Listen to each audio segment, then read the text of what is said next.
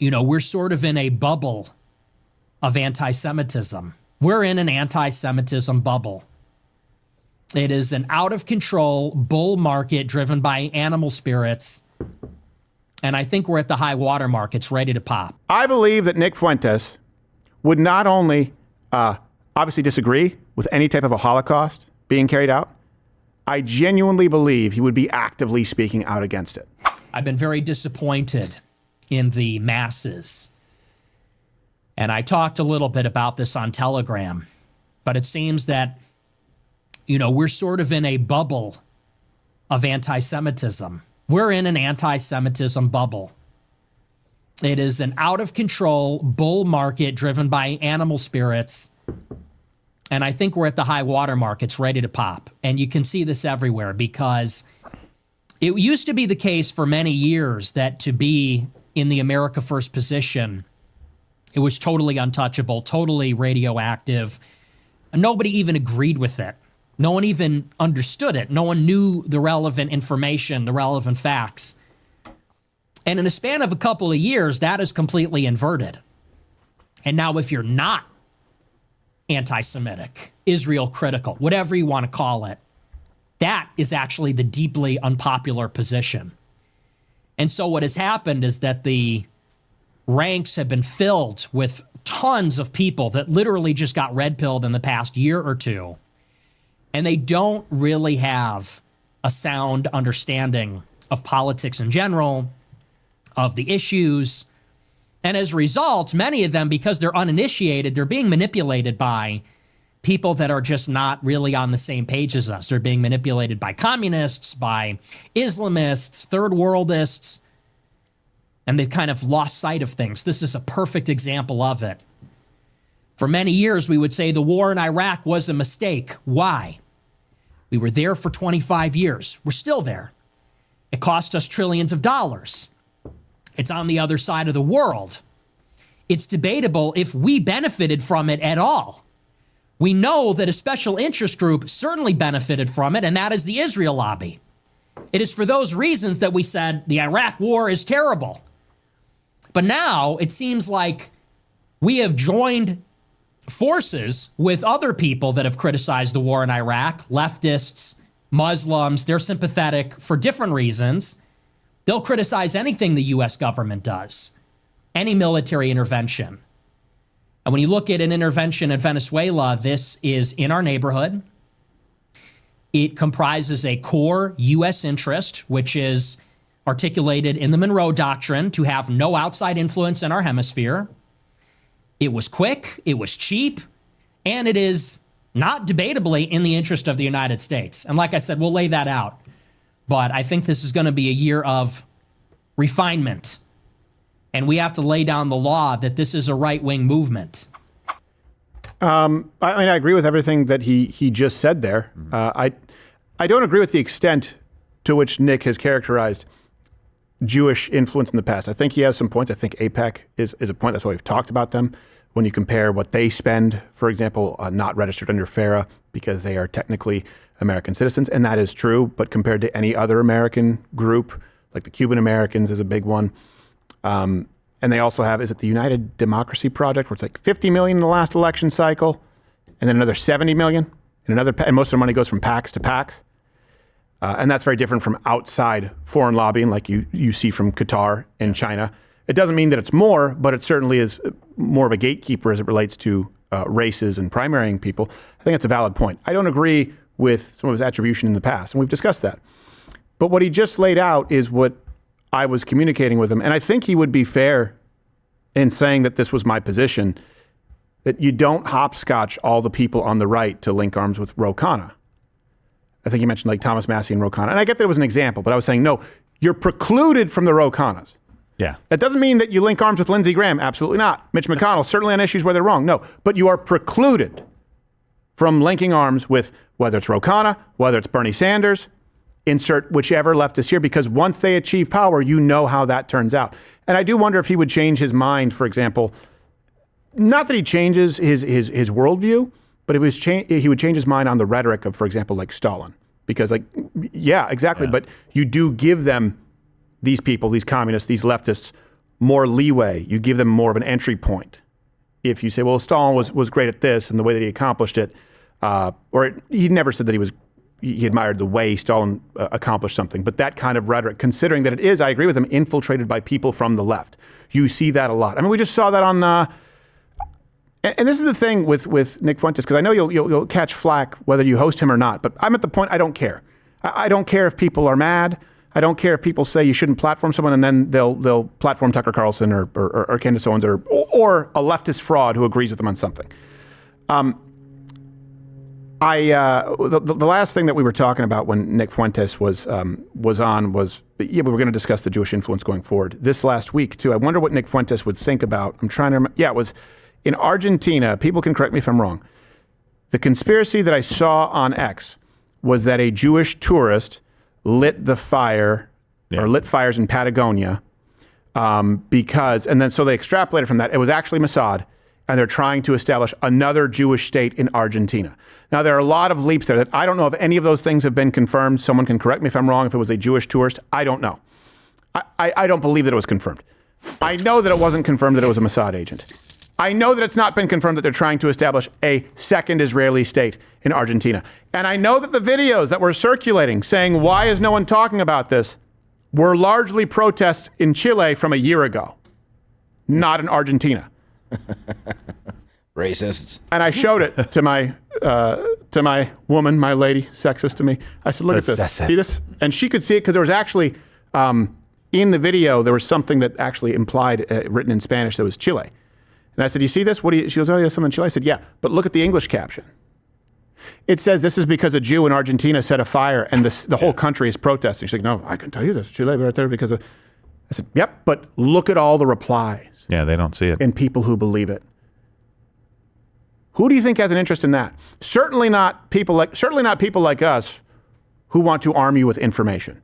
And it's just become lazy and boring, and it dilutes, by the way, a very real conversation. I think the AIPAC conversation, I think the idea of funding any foreign nation, I think Donald Trump has actually done a pretty good job. That's why I kind of like him in sort of restructuring our relationship with Israel and who's actually leading who.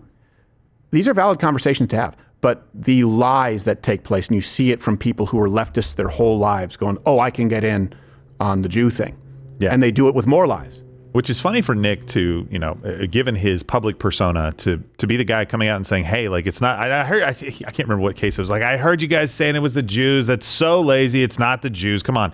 Like, on a specific thing that happened. And what he's saying here is, like, I have reasons why I'm frustrated with Israel's role, in his opinion, of what happened in Iraq 2. Yeah. Getting into maybe he'd even go back to Iraq 1 and just kind of put them all together.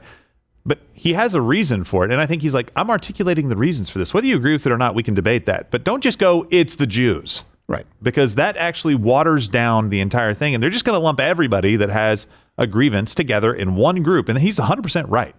So many people that are on the left or people that don't want to hear it on the right, basically say, whatever grievance you have, it's because you're anti-Semitic. I think that Nick Fuentes would be more satisfied with the right wing if there wasn't that third rail. Meaning if the Israeli influence was out, if it was simply okay to have these conversations, I think he'd probably be okay. And here's my view on, and I hope that this is not clipped out of context, and I am in no way comparing Nick Fuentes to an actual Nazi, to be clear. But you have to understand too, just using the Nazis as an example, because the left accuses him of being a Nazi. I believe their peak popularity was 37%. And you know what, let me set the stage here too. I believe that Nick Fuentes would not only obviously disagree with any type of a Holocaust being carried out, I genuinely believe he would be actively speaking out against it. If you separate his jokes, if you separate his rhetoric, if you separate the edgy things that he says, I genuinely believe if anyone was proposing any type of eugenics, any type of a Holocaust or genocide, he would be speaking out against it. And you may think that's foolish of me. That's what I believe. Now let's go. The Nazis were at their peak 37%. I think is what the vote that they got, if I'm not mistaken. In their popularity. Yeah, their popularity. You would find one where they got like 40-something% of the vote, but that was after people had been thrown into prisons and people questioned the legitimacy. So let's call it mid-30s. Yeah. And then when you look post World War II, you still had a lot of people, 30-something%, who still would have identified as Nazis, but an overwhelming majority of them were vehemently against the Holocaust. Meaning they did vote for Nazis at that point in time because after the Treaty of Versailles, they thought, hey, we want to feel German again. We want to actually have control over our own nation again, as opposed to being beholden to international agreements because of World War I. This is not fair to this generation of people. There were enough people who voted the Nazis into power and far more people who, if they knew about the Holocaust or genocide against Jews, definitely would have been opposed to it. And again, I'm not saying Nick Fuentes is a Nazi. What I'm saying is in that realm, I don't view those people who voted for Nazis not voting for Jewish extermination. I don't view them as awful people. I view them as people who were misled. Because you even have some people in the Nazi party who didn't know that and were horrified once they found out. I view someone like a Nick Fuentes who would be that 37%. And yes, part of that 60, 70 something percent going, we did not vote for a Holocaust. This is not something that was campaigned on. And then you guys may want to say, okay, do you think that someone like Nick or some of these people would support the immigration of Jews, deporting them or limiting their immigration? Now, you guys could say that that's Nazi-esque, but I also have to be honest with myself. I support that for Muslims coming into this country. I think that the damage from Muslims coming from the third world is far worse than Jewish influence. That's my opinion. But I also understand you could use the same accusation against me. I kind of feel that way about people coming in from India right now. That's my view. And so I have to listen to, so really where we break is, well, why do you think that the Jewish influence is more concerning, for example, than the threat of Islam or H-1Bs? And that's a conversation that I think we can have. That's my opinion. That's my view. And I think he is willing to answer for his views in a way that the bad faith actors, these charlatans out there who simply blame the Jews for everything with no evidence, and as a matter of fact, they actually prevent you from obtaining evidence. They'll simply call you a Jewish shill. I think they're different.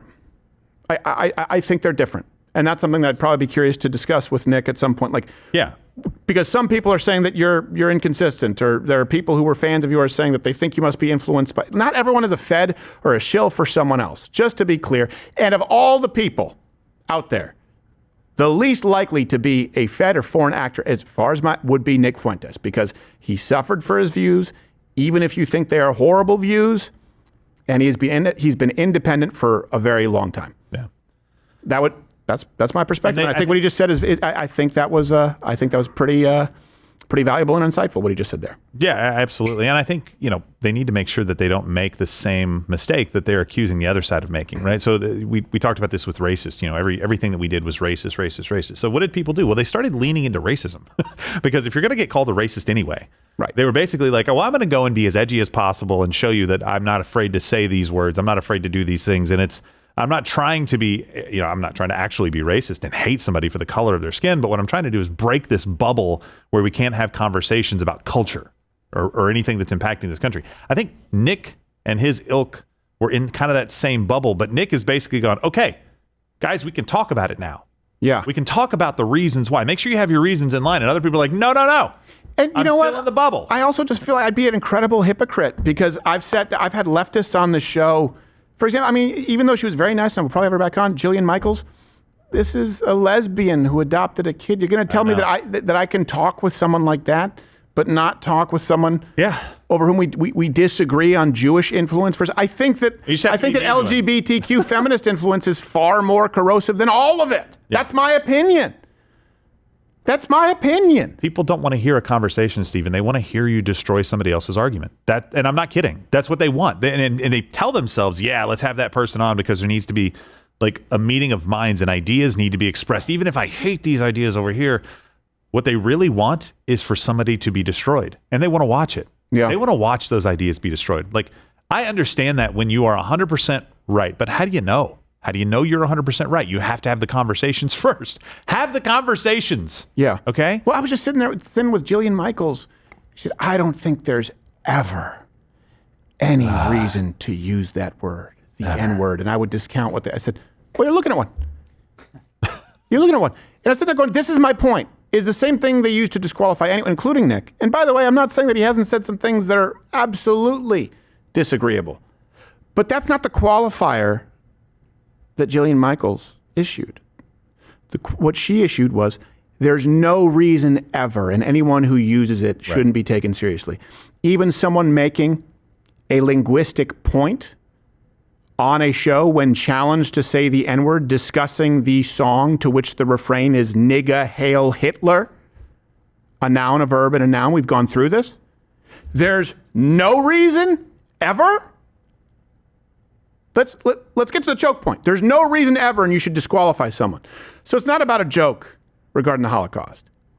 It's not about a view of outside. It's there's no reason ever. You've now given yourself these nuclear bombs to dismiss anyone based on some prerequisite, which, by the way, you'll change tomorrow. So I'm just past the point of being like, I'll talk with this person, I won't talk with this person. I mean, Sneeko was going to be on the show because he was asking Matt Walsh to debate him. Yeah. And here's the thing. My view is if you call someone out and they say, I'll debate you, you have to answer for it. Since Matt Walsh was, I guess, calling him out, as I understand it, Sneeko said, let's debate, and he wouldn't. I said, okay, fine, I'll do it. The reason it didn't come to fruition, he was talking with Lane, and Lane said, like, he wanted your cell phone number. No, Sneeko, I'm not going to give you my cell phone number. I don't give any guest my cell phone number. Talk with him, and he'll book you. You have a cell phone number? That's a good point. eBay, here I come. But I just feel compelled at this point in time to do something that so many people out there are not willing to do. Yeah. They'll just pick and choose, and I'll talk with this person, and I won't talk with this person. You can't debate every single, anonymous X avatar. But if people have a view, and they have enough people who are listening to them, and I disagree, and I would like to persuade them, I'll talk with them. And that includes people on the far left, as well as people on the dissident right, with whom I disagree. Hopefully you can at least appreciate the consistency. YouTube's is something you're not allowed to say according to the guidelines. I was quoting the guidelines. I'm glad you're still here. It means you watched this video all the way through. Oh,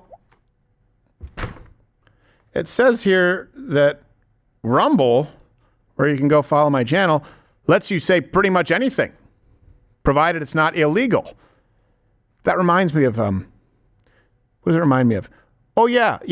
YouTube, pre-2015. Go on and follow me there. I'm live, 11 a.m. Eastern, weekdays. Don't call YouTube a. Oh, it's just a different way of saying it's.